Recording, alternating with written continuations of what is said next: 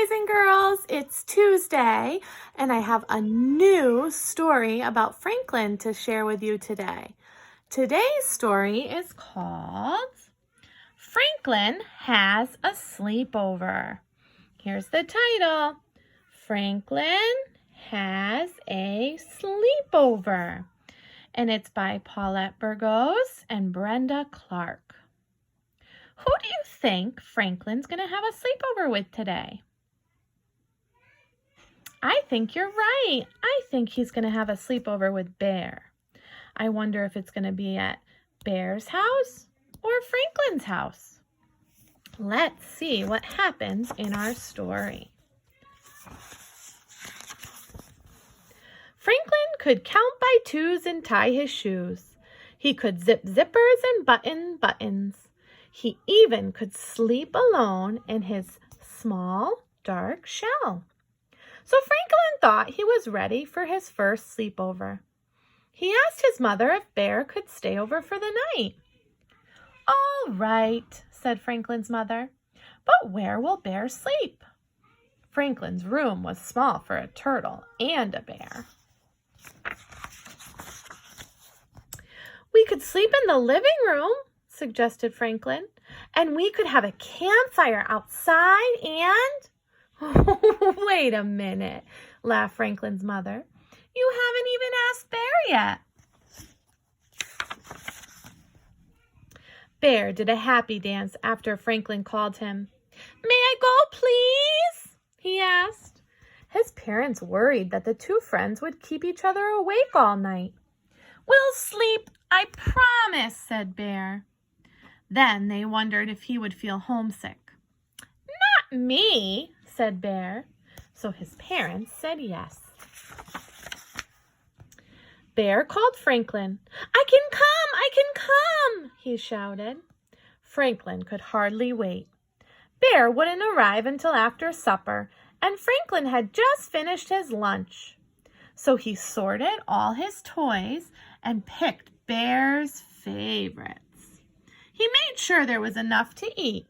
He even tidied his room. Franklin wanted everything to be just right for the sleepover. Bear was excited too. He couldn't decide what to bring and what to leave behind. He filled an enormous bag with toys, books, a pillow, a sleeping bag, a puzzle, a flashlight. He packed slippers, a toothbrush, and a snack. He put on his bunny on top of the bag, and every hour he asked if it was time to go yet.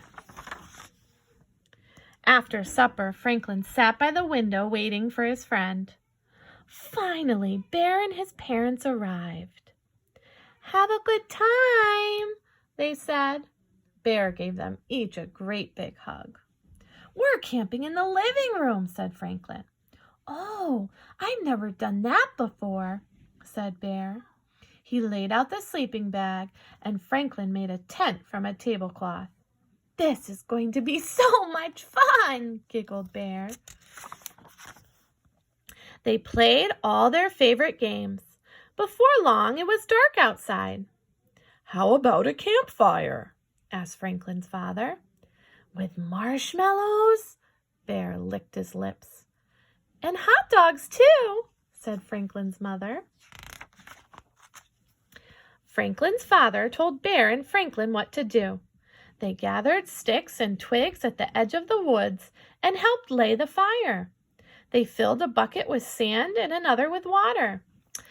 "I'll light the fire," said Franklin's mother. There was a crackle and sparks jumped into the air. "I went to camp," said Franklin's father. "We used to sing while the fire was burning." He sang in a clear, low voice. By the end of the song, Franklin and Bear had learned all the words. The frogs in the pond were croaking, and the owl in the woods was hooing. Franklin and Bear toasted marshmallows and roasted hot dogs.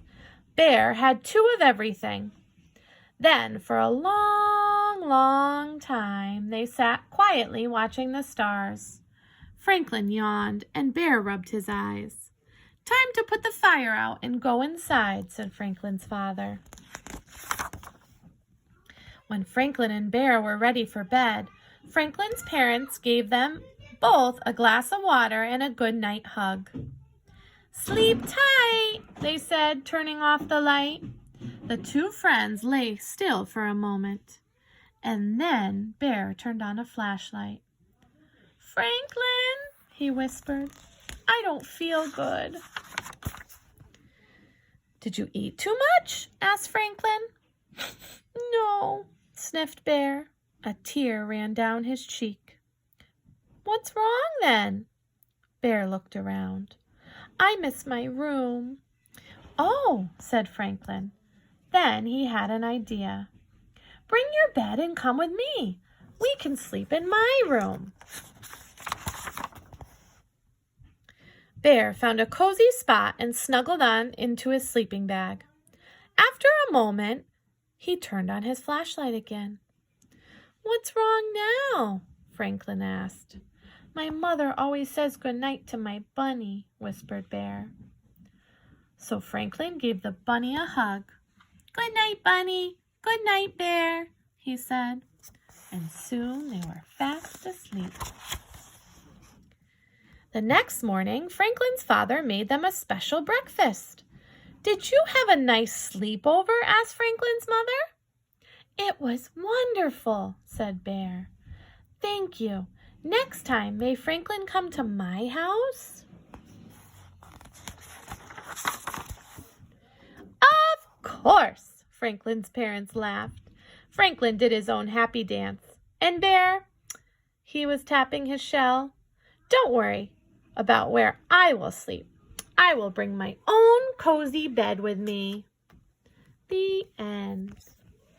Have you ever been on a sleepover before? Were you nervous like Bear was in the story?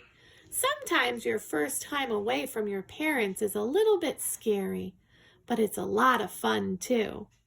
Landon and Logan and Lincoln sometimes sleep at their grandparents' house.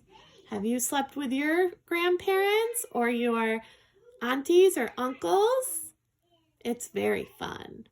I hope you have a good rest of your day, and I'll see you tomorrow. Bye.